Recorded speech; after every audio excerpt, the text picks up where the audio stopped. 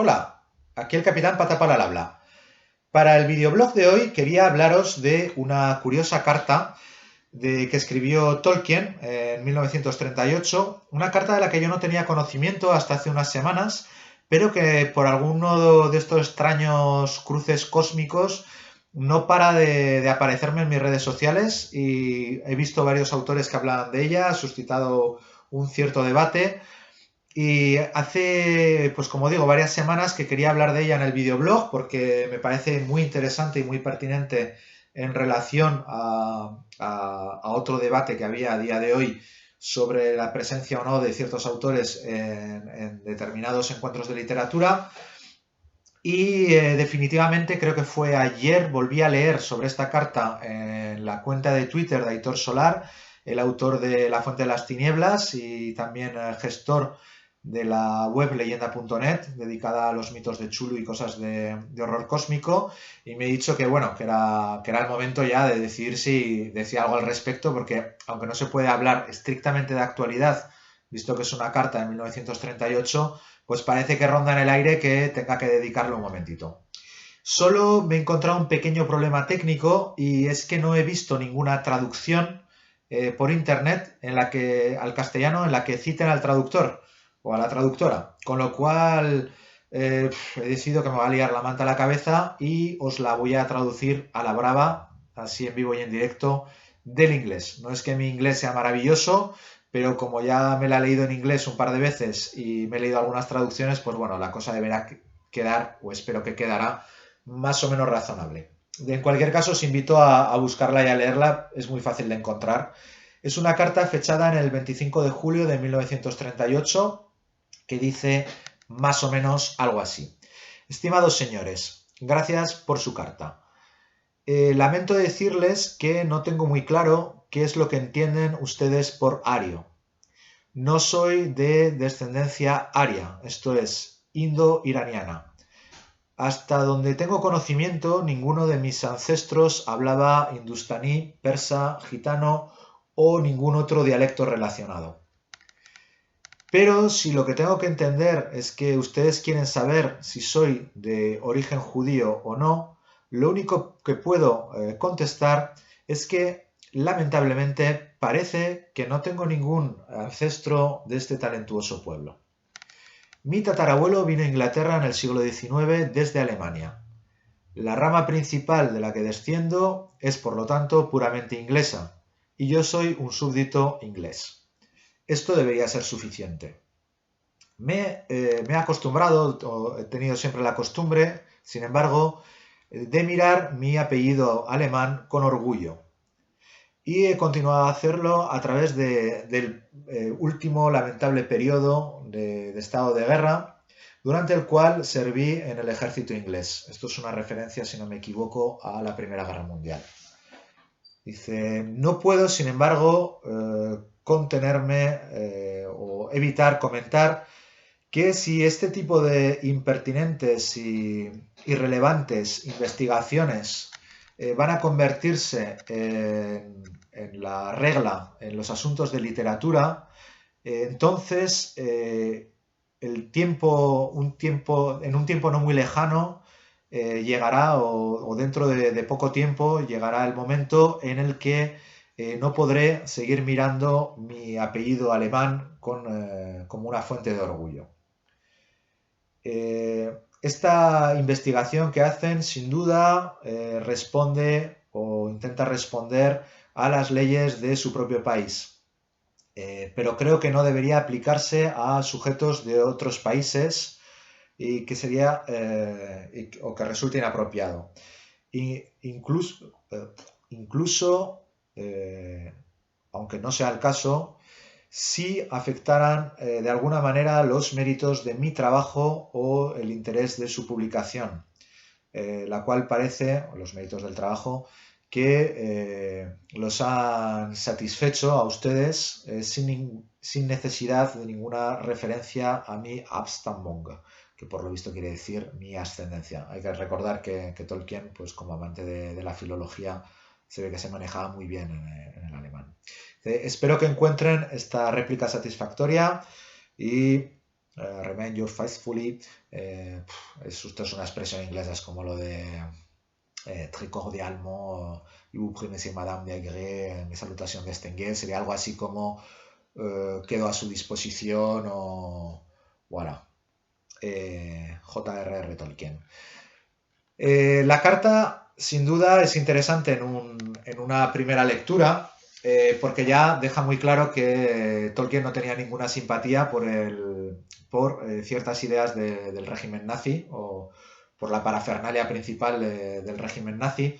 Esto es particularmente interesante porque Tolkien, como amante de la cultura germánica, había trabajado mucho precisamente sobre los orígenes del pueblo germánico, sobre su folclore. Es algo que se ve muy claramente dentro de la mitología del Señor de los Anillos y obras muy interesantes que sin duda también han tenido su peso dentro de, por ejemplo, El Señor de los Anillos, como es La estirpe del lobo, que estoy leyendo ahora en una traducción magnífica que ha hecho Sergio Mars para su sello Cápside. Se ve este interés por la cultura germánica y demás, lo que ha suscitado a veces ciertos equívocos sobre el tema de si tenía afinidades con el régimen nazi o no.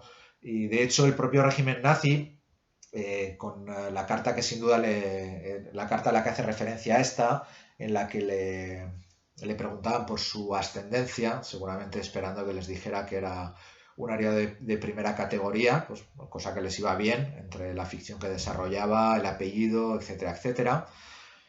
Y bueno, pues se ve que le tiraban los tejos, pues porque, como suele ocurrir en los regímenes políticos, se buscan siempre artistas e intelectuales que de alguna manera den una arquitectura intelectual o emocional a las propias ideas que ellos defienden. Esto es particularmente importante en los sistemas políticos que beben del romanticismo, entendiéndolo como teoría política del siglo XIX, como movimiento político del siglo XIX, donde se busca un origen mítico a las naciones, esta diferenciación, etc. No romántico en el sentido amoroso, no sé si se entiende. Bien, el tema es que Tolkien ya en una primera respuesta deja clarísimo que no bebe los vientos por el desaguisado de los nazis, ni por esta idea loca de, joder, de hacer una segregación racial y demonizar ciertas etnias, como se consideran en la época, determinados orígenes culturales, etcétera. Y se ve que tampoco comulga con las piedras de molino de la teoría aria. De hecho, él deja muy claro al principio que para él esto de los arios, desde un punto de vista histórico, desde un punto de vista de un historiador de la época ya, no tiene nada que ver con cruces gamadas y tipos altos y rubios desfilando por Alemania con el tema este de la destinación de la nación, el destino subyacente y todas estas movidas. Para él es una cosa que tiene que ver pues con determinados pueblos de la antigüedad que vienen de una región muy concreta de la zona del actual Irán, del norte de la India, etc. Bien, aparte de la respuesta punzante desde un punto de vista historiográfico, para mí hay un tema muy interesante que es precisamente el final de la carta, que he traducido fatal, he traducido ahí como un babuino, que es donde viene a decir que hay una especie de cortocircuito muy estúpido en el interesarse por la obra, por un lado, y luego pretender ensalzarla o prohibirla en función de quién la ha escrito. Y esta idea es precisamente la que me resulta tan interesante.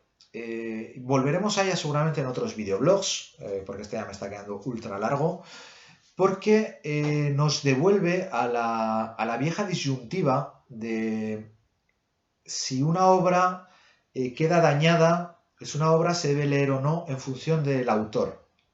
Y claro, aquí para nosotros nos resulta muy fácil aplaudir el tema porque, bueno, a nosotros, a mí y a todos los que se consideren antifascistas y antinazis, porque nos parece una ideología tan loca, tan esperpéntica y tan nociva, que, claro, es muy fácil aplaudir que un autor de la línea de Tolkien les diga, oye, allá vosotros con vuestras chaladuras, a mí no me hubiera importado tener ancestros judíos y en cualquier caso me parece una tontería que me digáis que estéis interesados en la publicación del Hobbit y luego me vengáis con estas historias de que si soy ario o no soy ario para determinar si me publicáis o no. Vamos, yo es que si imaginemos una idea loca, ¿no? Ahí que me llama Minotauro, que me quieren publicar ahí. ¡Ey! Señor Patapalo, que su novela nos ha parecido magnífica, pero que nos gustaría que nos justificara ahí con partida de nacimiento que tiene por lo menos 4 generaciones de ancestros españoles y a poder ser que sean aragoneses, ¿no? Porque ahora tenemos aquí una movida en España con el independentismo y nos parecería muy interesante asegurarnos que sus apellidos son no solo propiamente españoles, sino que además no vayan a suscitarnos algún problema ahí con los lectores que no lo consideren suficientemente español. No vaya a ser que con esto de que vive en Francia y tal. O sea, la idea me parece tan loca claro, me resulta muy divertida. Pero me gusta también pensarla en la otra dirección.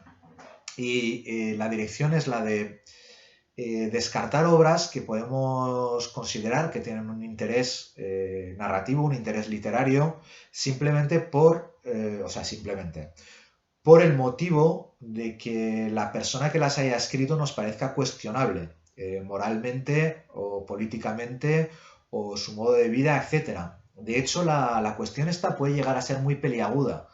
El ejemplo clásico es Lewis Carroll, del que se sospecha que tenía una atracción romántica por la niña a la que dedicó Alicia en el País de las Maravillas. La verdad es que no he profundizado en el tema, he oído hablar muchas veces de esto. Y claro, a mí como gran admirador de la obra de Carroll, siempre me ha suscitado la pregunta. Te dices, ¿habría que dejar de leer a este tipo porque fuera un pederasta?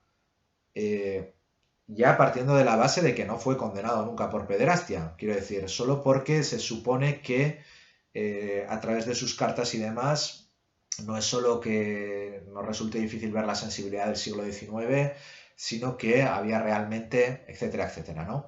Y esto se puede ampliar muchísimo al abanico, ¿no? Yo he sacado el ejemplo de Lewis Carroll porque es un autor que a mí me resulta muy interesante y francamente hubiera lamentado no leer Alicia en el País de las Maravillas y sin duda no tengo ningún problema en que lo lean mis hijos. Quizás porque en el propio libro no veo nada nocivo al respecto.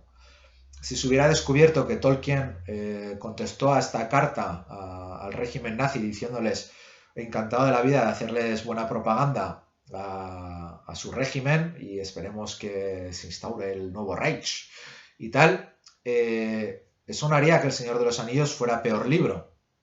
Sí que es cierto que leyéndolo, o El Señor de los Anillos o El Hobbit, que fue la novela que suscitó las cartas, sí que es cierto que leyéndolo es un poco inevitable después buscar referencias, ¿no? Es decir, a ver, estoy disfrutando de la historia, pero igual me están metiendo aquí un gol, ¿no? Aprovechando que el tío escribe muy bien, igual me está aquí comiendo la cabeza para predisponerme hacia ciertas cosas.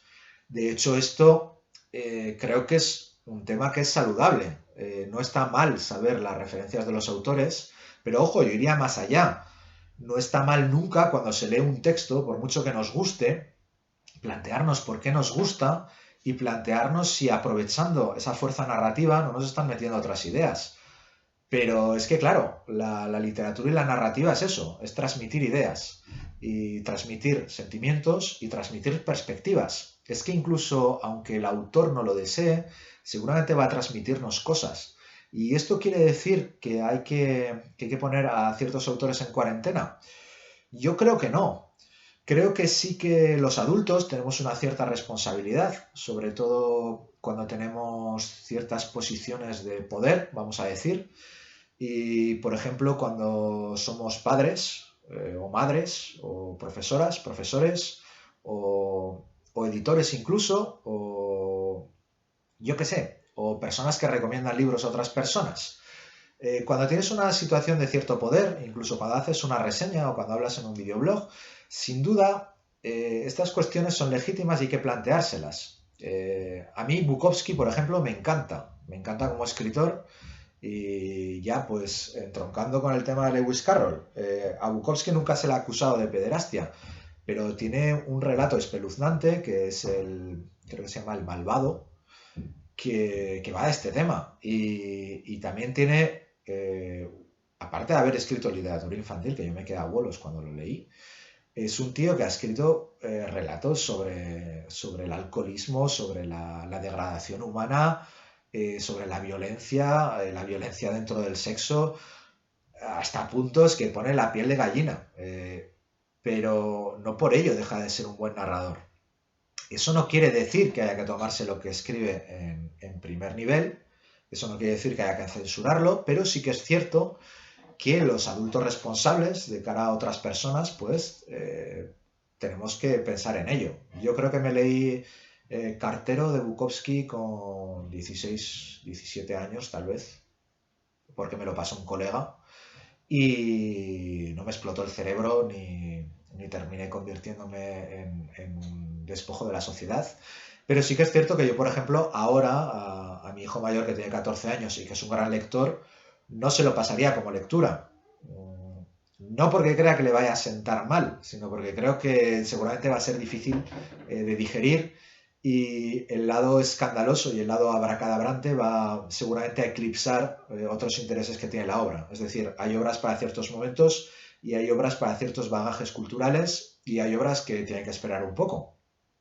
Y en ese sentido no está mal que analicemos las obras en el contexto del autor para que nos pongan guardia o no, pero de ahí a censurarlas creo que me dio un paso. Y ahí me resultaba interesante el tema de la respuesta de Tolkien porque nos permite verlo desde el otro lado del espejo. Si nos resulta irrisoria la idea de que un régimen totalitario censure una obra por el propio origen del autor, porque no, eso nos reconforta en cierta medida en el tema de que precisamente la gracia de las democracias y de los sistemas más abiertos en cuanto a política y cultura y sociedad son precisamente que se intenta que no exista censura y se intenta precisamente que existan muchas perspectivas porque eso nos enriquece o creemos nosotros que nos enriquece.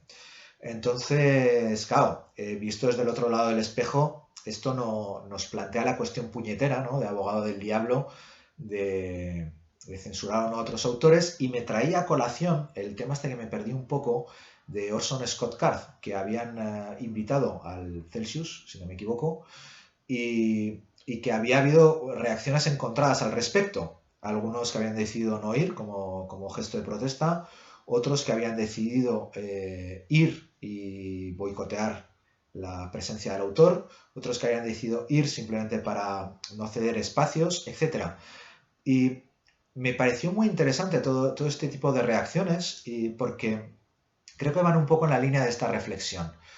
Yo de Orson Scott Card solo he leído El juego de Ender, que es una novela que me ha encantado. Y francamente la he releído varias veces, de hecho, cosas que me pasan muy pocas veces. Y cuando leí sobre el bagaje de este hombre y sobre las ideas que defiende como activista y tal, la verdad es que me quedé un poco perplejo, porque no me lo esperaba. No era el tipo de novela que yo hubiera relacionado con un integrista, si se puede decir, de ciertas tendencias políticas y ciertas tendencias sociales. Y me quedé muy a bolos. Y entiendo el malestar que pueda generar encontrarse cara a cara con alguien así y escuchar sus ideas. Reconozco que el interés que me pueda suscitar el autor a mí personalmente no me resulta tan grande como para decir, joder, estoy deseando ir a un acto así. Seguramente por curiosidad, si lo tuviera a mano, pues sí, es posible que asistiera para ver si hay posibilidad de debate o no. Y no soy partidario de censurar actos. Sin embargo, sí que me parece interesante el no entrar, el no caer tampoco en la idea de como la obra es buena, vamos a olvidarnos totalmente de quién la ha escrito. Creo que dentro de la narrativa también es interesante reflexionar sobre quién la ha escrito precisamente para tener un análisis más completo de la obra. Y sin caer en el tema, claro, que también es peleagudo, ¿no? En el tema de, pues yo no le voy a comprar libros para hacerle boicot, en el tema este al enemigo ni agua. Que lo puedo entender también. ¿Cómo diría yo? Mm, Personalmente, por el momento, yo me siento más con el tema de la obra por encima del autor, en el sentido de que a mí me interesa más la narrativa que la persona. Pero entiendo que no es fácil desvincular una de otra. Y entiendo que puede llegar un momento en el que uno se siente más inclinado al boicot o no. Pero creo que cuando hablamos del mundo de la cultura hay que mantenerse precisamente en el debate cultural. Y en este sentido la carta de Tolkien es puñetera porque, claro, es fácil aplaudirla cuando estamos en este lado en el espejo, pero no deberíamos perder de vista lo otro. Sin la perspectiva, sin aceptar la pluralidad de obras, eh, corremos el riesgo de perder esa riqueza de espíritu y perder esa riqueza de perspectivas. Entonces, decir que, bueno, como conclusión, totalmente en contra de la censura de la publicación de obras. Sí que creo que hay que reflexionar como responsables, digo, de la publicación, divulgación de ciertas obras, pero por la obra en sí, no por el autor. De hecho, descubrí también con cierto repelús que por lo visto la Anne Perry, la autora de la saga esta del inspector Monk, que a mí me gusta mucho, de literatura decimonónica y tal, o sea, de un detective en el siglo XIX, por lo visto se había cargado a alguien, literalmente. Era una homicida condenada. Eh, Como digo, no censurar la obra en sí, pero sí reflexionar sobre qué impacto puede tener la ideología de la persona que la ha escrito, la ideología y sobre todo la vida de la persona que la ha escrito y el objetivo que puede tener para sacar más lecturas. Esto es interesante, aunque luego las lecturas no son unívocas. Ya hablaremos de Drácula otro día al respecto de esto y de la misoginia, porque me quedé muy loco también con ciertos comentarios al respecto. Y bueno, que como veis, no es que tenga una idea muy clara, solo que creo que conviene no simplificar demasiado, mantenerse alerta, eso sí, e intentar analizar. Creo que el análisis dentro de la cultura es lo más importante y que sobre todo hay que evitar en caer en simplismos absurdos como los de la Alemania nazi, en la que si tenías determinada ascendencia, pues tu obra valía más que si no la tenías, que me parece una de las pijautadas más grandes que se puedan haber dicho jamás. Así que nada, con esta reflexión me despido. Espero que no haya quedado muy confusa. La verdad es que ando un poco cansado esta semana. Por suerte ya acabamos el año escolar dentro de poco y las siguientes semanas serán un poquito más tranquilas. Eh, por favor, si habéis terminado de leer todo este rollazo, no os cortéis a la hora de dejar comentarios porque el tema creo que merece precisamente esa pluralidad de puntos de vista. A mí me gusta mucho contrastarlos y estoy deseando leer vuestras opiniones. Pues así me despido. Hasta la semana que viene.